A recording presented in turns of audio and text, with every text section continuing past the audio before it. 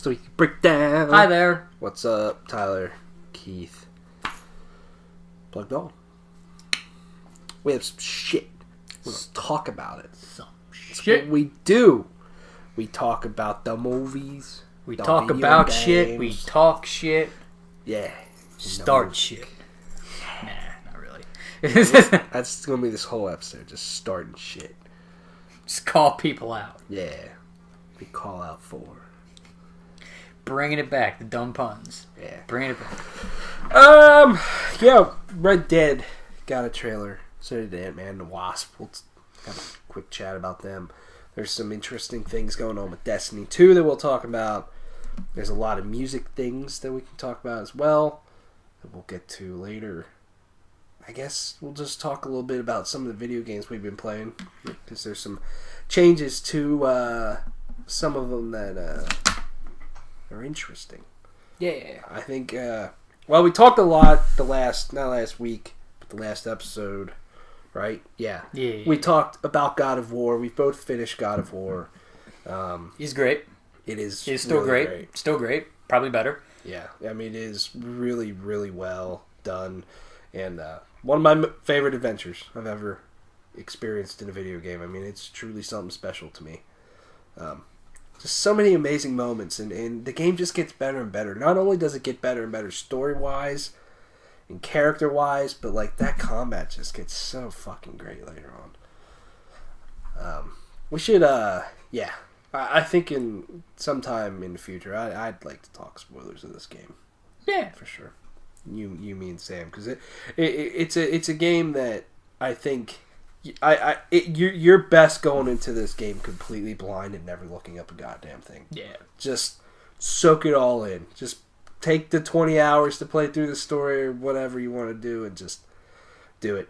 Because it's something really, really special. One of my favorite games of the generation to me. Top 5, for sure. Same. I might even put it. It's either my first or second favorite. Yeah. I would say. It's up there. Fortnite got season 4. Yeah, you've played more of it. I played a good bit of it. What's the changes they made? So the asteroid thing was real, and it didn't. It did hit Tilted, but Tilted still stands. What doesn't stand is Dusty Depot. Yeah, now it's Dusty Divot, and that makes a lot of sense because Dusty Depot was basically a useless place. Those were really only 2 chest spawns. Now only one of the hangars is still intact, and now they have like a lab area. And a lot of these space rocks, I don't know what they're actually called, but they give you superpowers. You can jump and run faster and all kinds of other stuff, so it adds a new layer of combat. But a lot of the areas of the map have been hit by meteors now. Like the prison got hit, like the center cluster of buildings got hit and tilted, and they also just added a couple other new areas. There's like a film set in Moisty Mire. There's our usual landing spot up in northeast corners now, Risky Reels, and it's like a drive-in movie theater. Yep. And then they also added a missile silo. Really? It's in one of the mountains. It's over.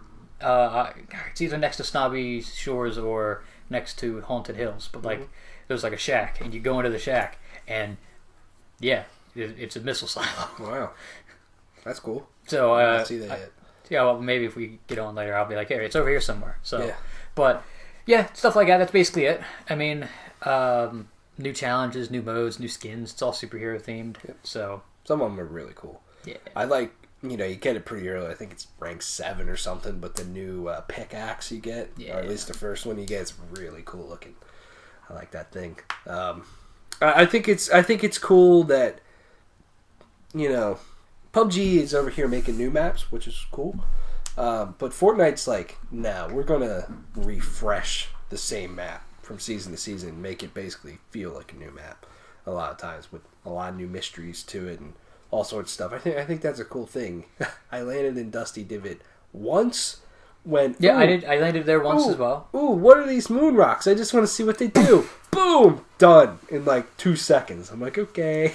I wonder, since we found that missile silo, I wonder if that's any kind of hint towards if it's a similar kind of thing to the meteor, like there's some missiles gonna hit an area of the map. That'd be cool. Maybe get rid of Wailing Woods. Make that a little. I mean, Wailing Woods is cool, but make it a little more At least maybe like the central area, make it more exciting.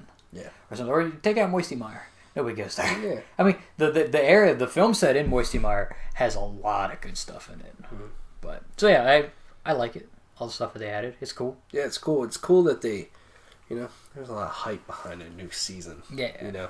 It was the first time that they've had like any kind of actual like like a marketing kind of thing. Like up until that point, it was just there's just new stuff. Look, Lucky Landing. Yeah. Here's a new area, and and I will say before season 3 ended, meteors actually started to hit the map. Yeah, and it like was crazy, and it was nuts because there was a couple times it was me. It might have been when the 4 of us were playing, where like we're just set up in a fort, and you just hear them like literally hitting just outside. I'm like, it was me and Frank before you guys got on. We were playing a match, and it got down to like the last 3 or 4 teams. There was 11 people left, and we were held up in this like industrial building. I forget exactly where we were, but we were just kind of holed up there, and we built a bunch of shit. We had traps in there, and we were like, we are set. If anyone comes in here, they're done. And it was that kind of like point in the match towards the end where it's like really tense and like nobody's making a move, but shit's about to fucking happen really soon. But these meteors are just crashing down everywhere, and they actually completely destroyed our shit twice. Like landed right on top of the building, blew the whole hole. A hole into the top, blew walls out and everything. And then I'm just keeping, and you just hear them like raining down. It's like with the rockets, you hear the rocket go, and it's like, where's it come from? That's pretty terrifying. The sound, it was like that. And I'm keeping an eye out through this really large window to see if anyone's coming from this side of the building. And just all of a sudden, just blew the fuck out of this truck. I wish that would happen kind of still a little bit like occasionally, but it was awesome. I think the meteors are done for now. Yeah, but it was really fucking cool though how they did that. So yeah, Fortnite's got a bunch of new stuff. Looking forward to getting some new stuff. Overwatch also made some changes for the new season. Pretty much, Hanzo now got his storm arrow and a dash move, and I will say I think he's a lot more fun to play.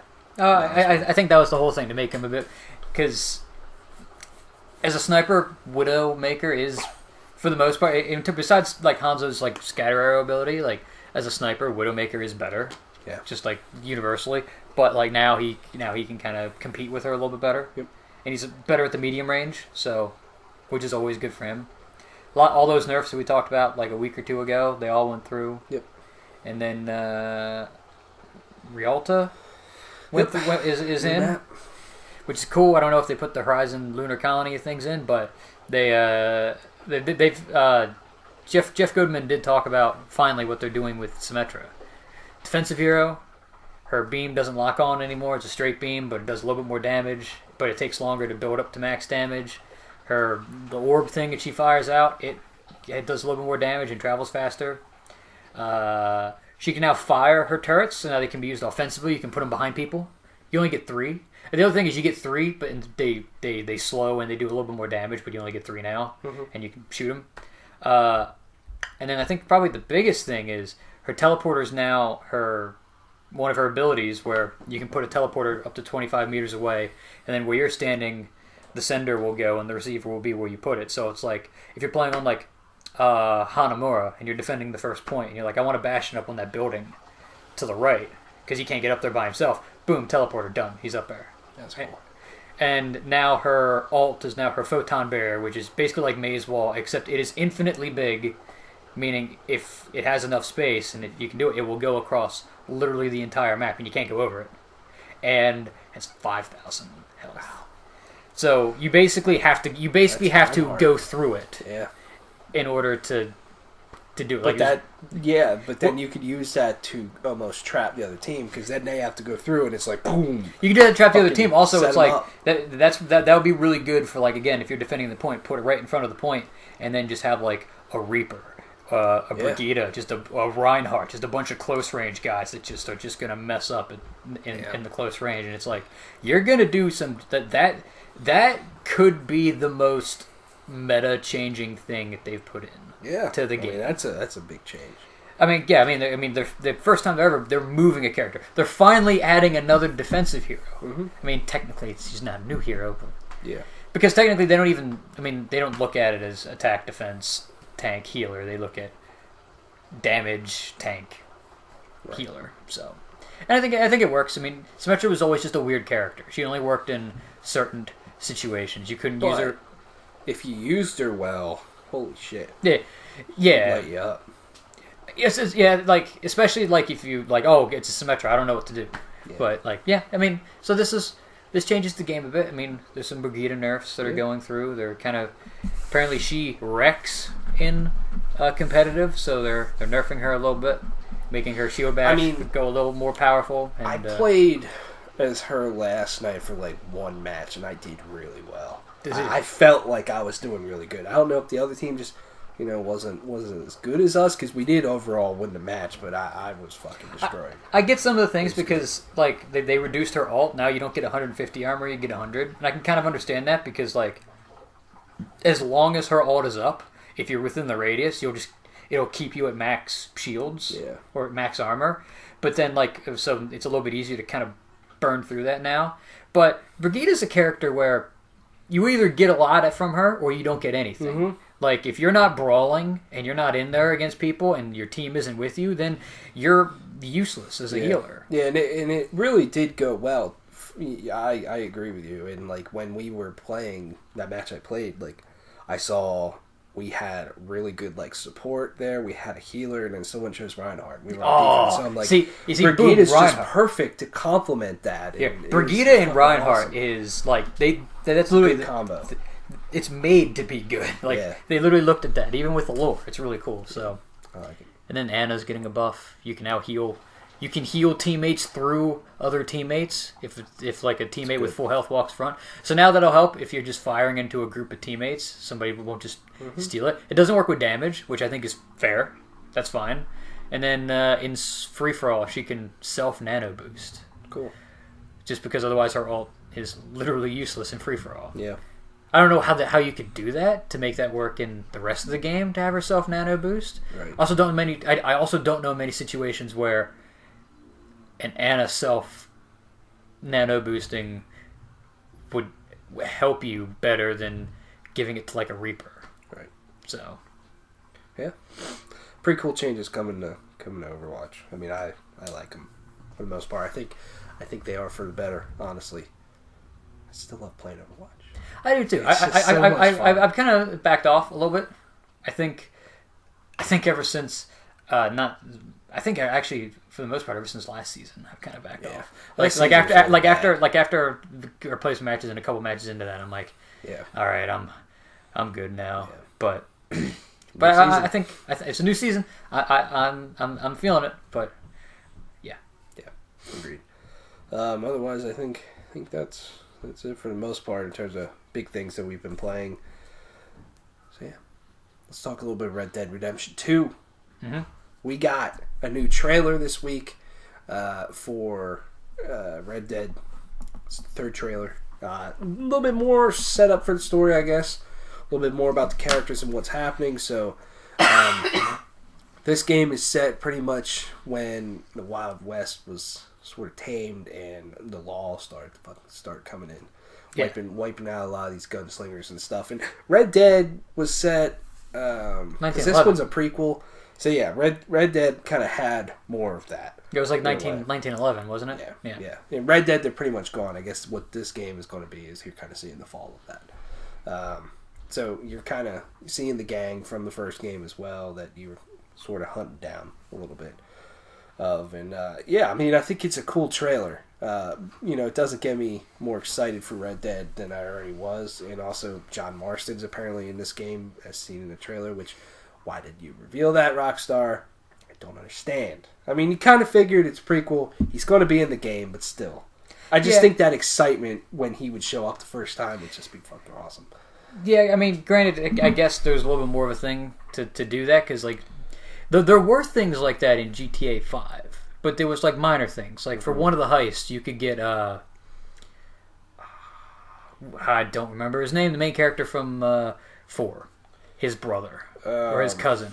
Frank something. Oh my goodness, I'm blanking on. I'm blanking on his name, but like his brother, you can get him on a heist, and I was like, oh, that's pretty cool. Or you can pick John Marston as an ancestor of your character in GTA 5, and that's kind of cool. But like, yeah, I mean, I get it because Red Dead is a bit more narrative based than GTA 5, but yeah, I would have held off on that.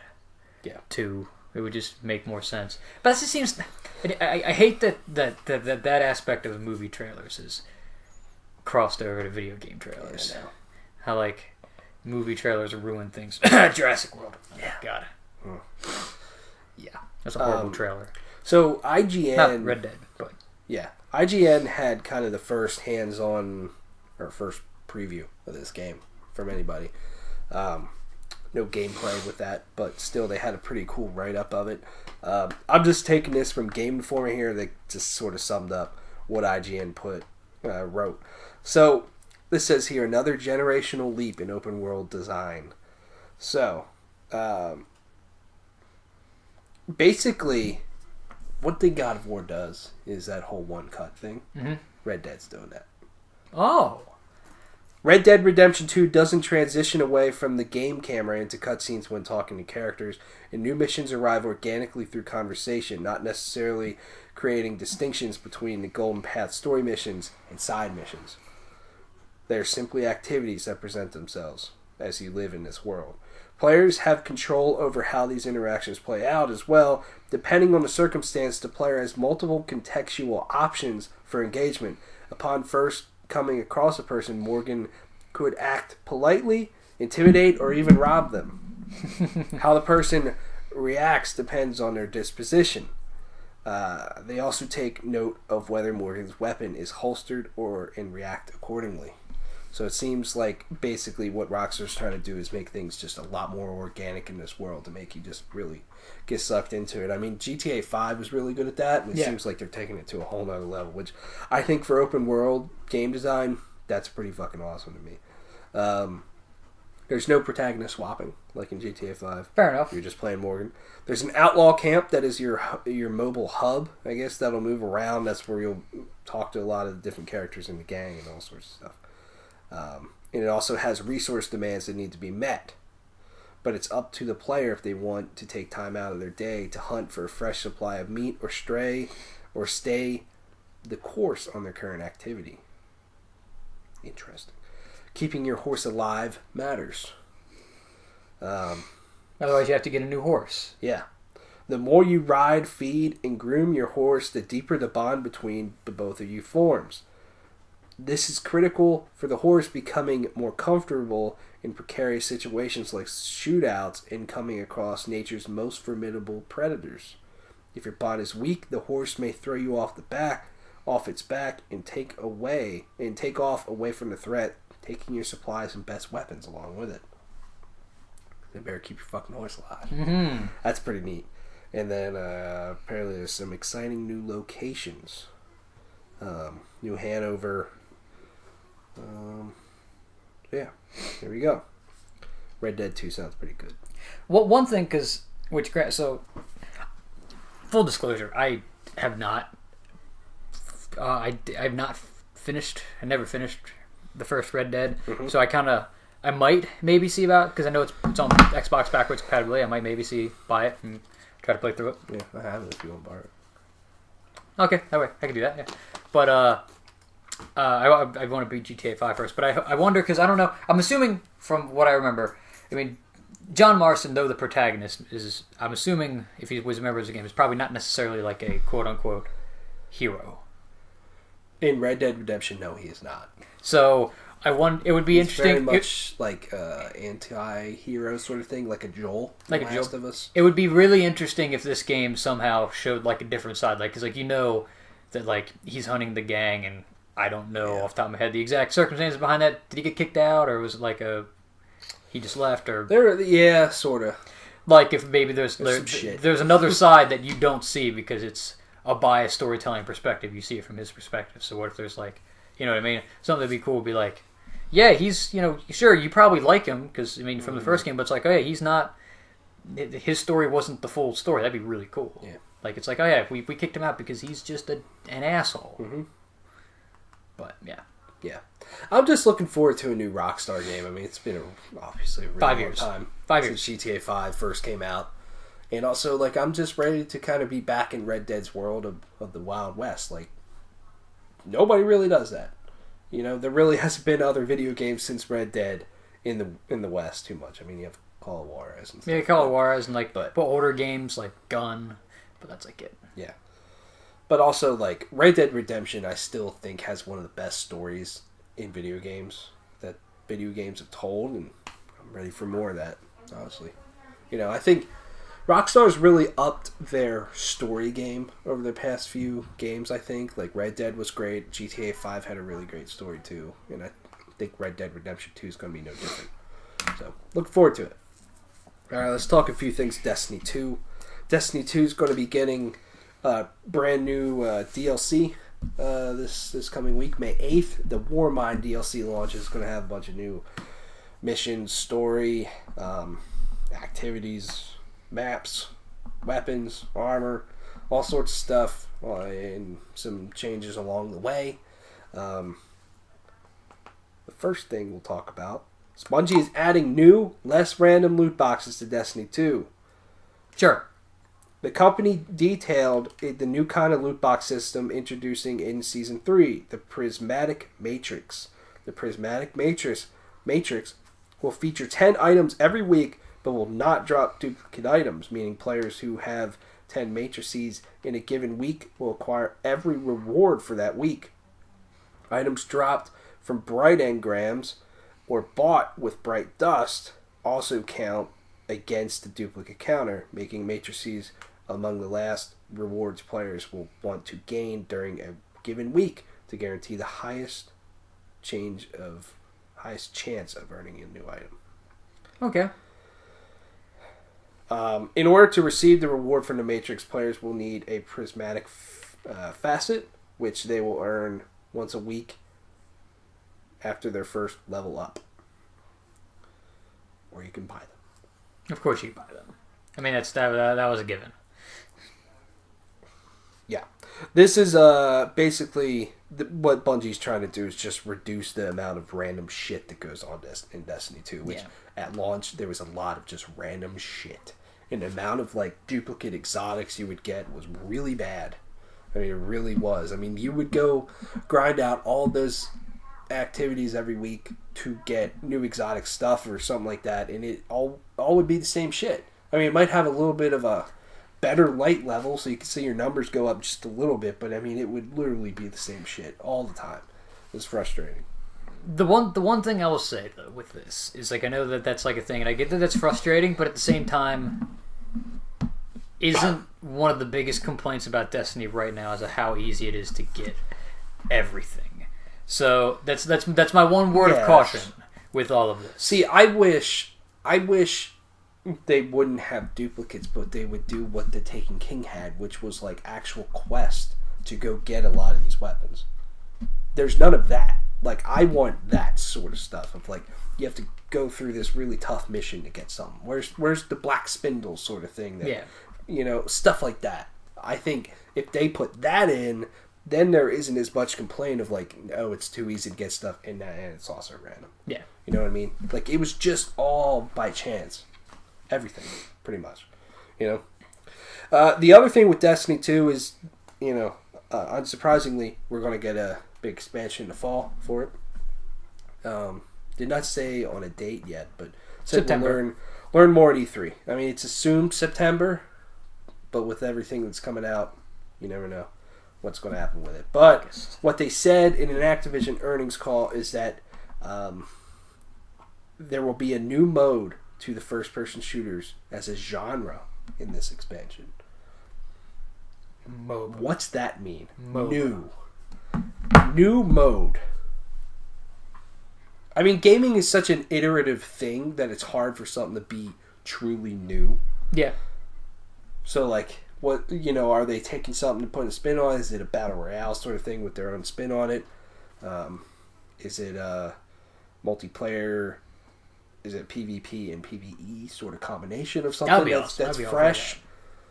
Who knows? I think new is not really the term I would use. Fresh is good.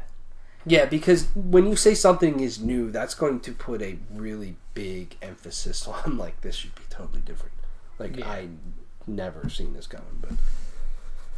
But also at the same time, what word can you use to describe it? So, I mean, here's the thing. I mean, like I said, I'm probably going to support Destiny 2 up into this. And then if this next year's expansion's good, cool. That doesn't matter because it's basically Taken King, and you know what? Fine. Works. But if that's not good, then if there is a Destiny 3, I might hold off. You know what I mean? I might not hop on that train.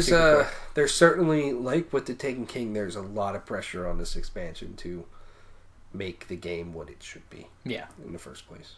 Again. I think it's very much going down the same path. It was like, Curse of Osiris was more of the same, much like Dark Below.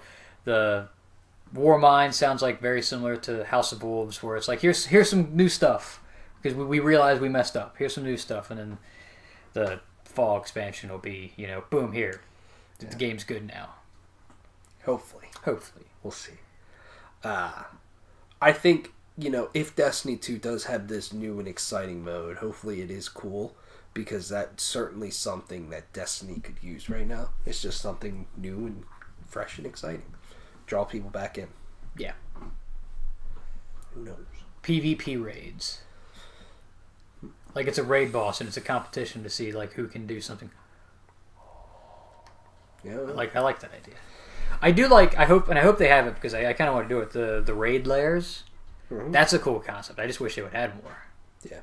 Well, they're adding a new one with. Well, yeah. I just mean even more than just like it's the expansion. Yeah. Like add a raid. Well, I mean it's never gonna happen. Add a raid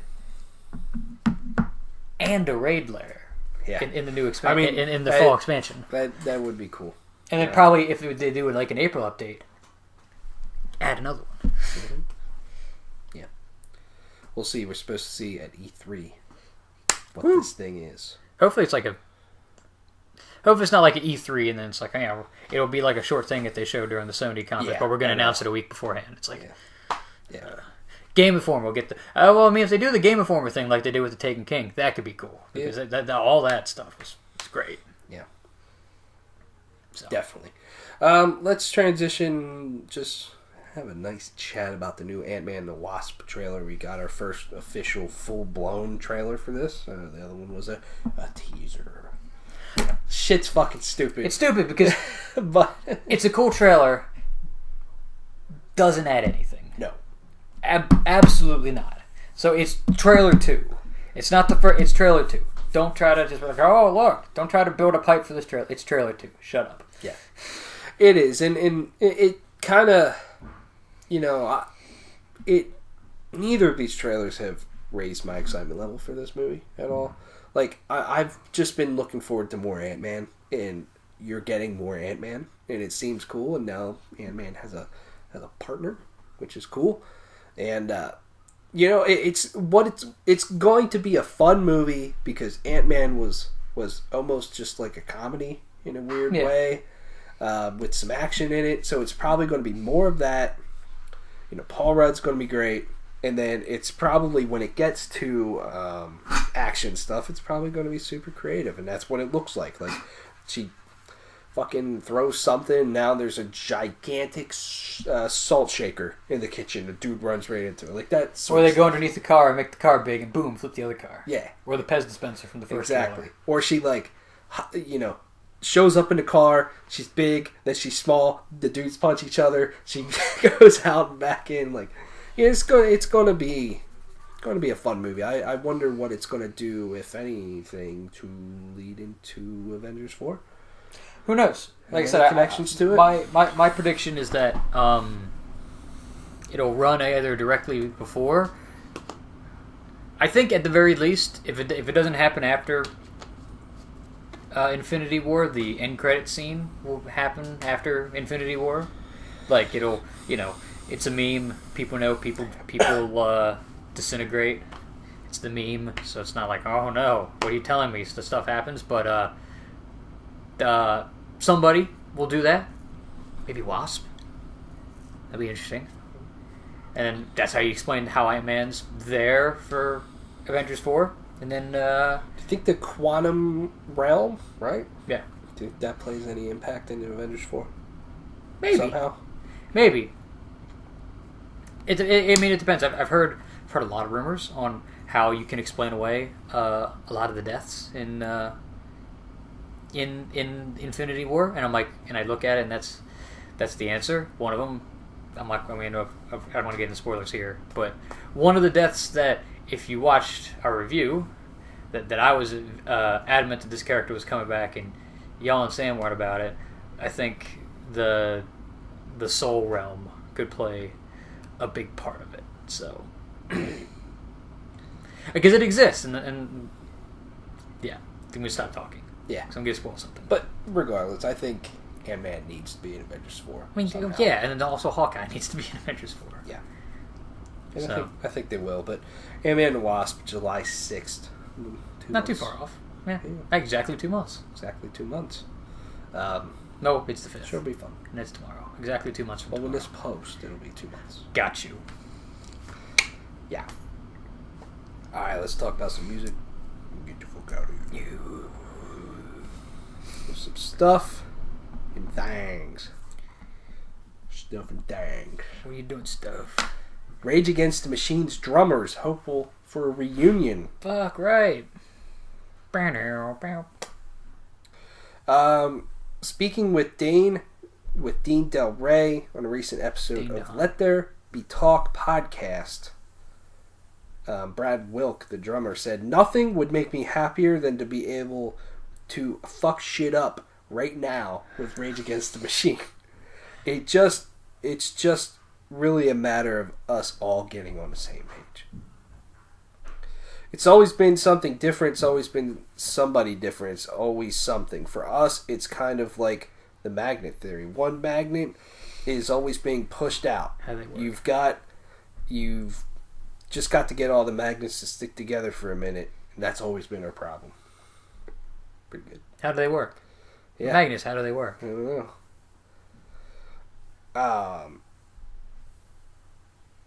So yeah, I would love to see a Rage Against the Machine reunion. I would too. I think if they toured, I would be all over that. I think that'd be a massive thing for music. Honestly, it would be really cool. I mean, Rage Against the Machine was and still is such a really unique band. Yeah, and they have such an angst and energy to them that I feel is unmatched by a lot of bands, and to have that back would just be fucking awesome. I mean, they're really incredibly unique.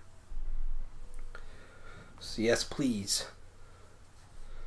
Arch Enemy, Goat Whore, and Uncured are going to be touring together. Cool. Very cool. Set to Reverb. Oh, the Reverb. Yeah. It's been a while. It has. This one kind of is interesting. Gibson Guitars files for bankruptcy. Oh. Founded in 1894, Gibson has stumbled financially in recent years after attempting to diversify, relaunching as Gibson Brands in a music lifestyle company that failed to yield substantial earnings. What's James Hetfield going to play on stage? Yeah. Or Lizzie Hale, or any number of people. You know, the petition shows the company owes as much as 500 million, I guess. And that lenders, it doesn't say, but $500. That'd be weird. Yeah. So I guess it's 500. Wait, what's the sentence? It says the petition shows that the company owes as much as $500, and that the lenders will provide a new loan of up to $135 million. Probably million. So, maybe 500,000. Maybe. But yeah, I mean, how huge would that be if Gibson Guitars were to somehow just go away? Man, besides Fender, they're like Fender's like the big. I mean, Gibson and Fender are the two big ones. Yeah, I mean that would just be a massive hole in the music industry there for instruments. Let's just see a few things here.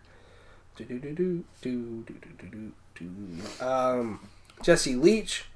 So Killswitch Engage was going to go on a brief tour. Jesse Leach, they had to cancel all of it. He needed vocal cord surgery. Oh. Apparently it went very well. So who knows what this will do. I don't know if they finish recording their new album or what. But wish the best for those guys. Evile is working on a new album. Oh, wow. It's been a little while for them. Yeah. Since what, 2014? Mm-hmm. Yeah. They have been rejoined by their original lead guitarist, I guess, Al Drake, who exited in 2013. Cool. And they're supposed to be 2019 as long as things go well. So that's cool. This one here I think is a good story. I'm not going to read the whole thing, but The Ghost Inside, they put out a nice statement saying that there is indeed a future for the band, though they admit they aren't quite sure of what it looks like yet. But, The Ghost Inside had that horrific bus crash a few years ago, and a lot of, I think they're all lucky to be alive, to be honest with you. I mean, it was really bad. I mean, the drummer lost legs and all sorts of stuff. So, but it's good that they've apparently gotten together and had a band practice and played music, so that's good. So we will see in the future. Ghost is to perform their first ever headline arena shows in both Los Angeles and New York. The Barclays Center in New York and the Forum in Los Angeles. Will Ghost fill an arena? Yes. I think 100% so. I think they definitely could. And I think if they do, then, I really do think that as long as this album is in the vein of what Rats is, maybe even a little bit of the last album, Ghost is going even more places. To be honest with you. The Casey Strain and Left Behind and I Am are touring. The Casey Strain is going to be celebrating their Continent album from 10 years ago. That's arguably the best Casey Strain album. Very cool. I don't know if we talked about this last week and all, but Chelsea Grum, they lost their vocalist Alex Kohler. They've replacing with Tom Barber from Lorna Shore. They also put out a new song, Dead Roses, I think it's called. So yeah, there you go. I know Alex Kohler has been having some health issues and all sorts of stuff, so this is maybe for the better of the band and maybe even for him. Yeah. So. And in Lorna Shore, they are a deathcore band. They were very heavy, very interesting actually for a deathcore band, and it's probably good replacement there. Let's just see here. A few more things. Skeleton Witch announced their new album, Devouring Radiant Light. Comes out July 20th. Their new song, Fen of Shadows, is out, and that song fucking jams. It's hot. I love it. It's like a new Skeleton Witch. They've always kind of been a black and thrash band, had some black metal elements, but I feel like they're pushing that a little bit more. They're pushing that and atmosphere, but then they still have those just super incredible Skeleton Witch thrash moments to them. I don't know. I'm starting to really like it even more than what they were previous, to be honest with you. And their new vocalist is really good too. So looking forward to that one. Code Orange, Twitching Tongues in Veins are touring together. Ooh. Code Orange is a band that's been going places. So. Code Orange is fucking hot. They are, for sure. Judas Priest and Deep Purple are touring together. Yeah, I saw that. That's pretty cool. So that is neat. Get your fucking dad rock on. Yeah, definitely. And then the final thing, Alice in Chains put out a new song.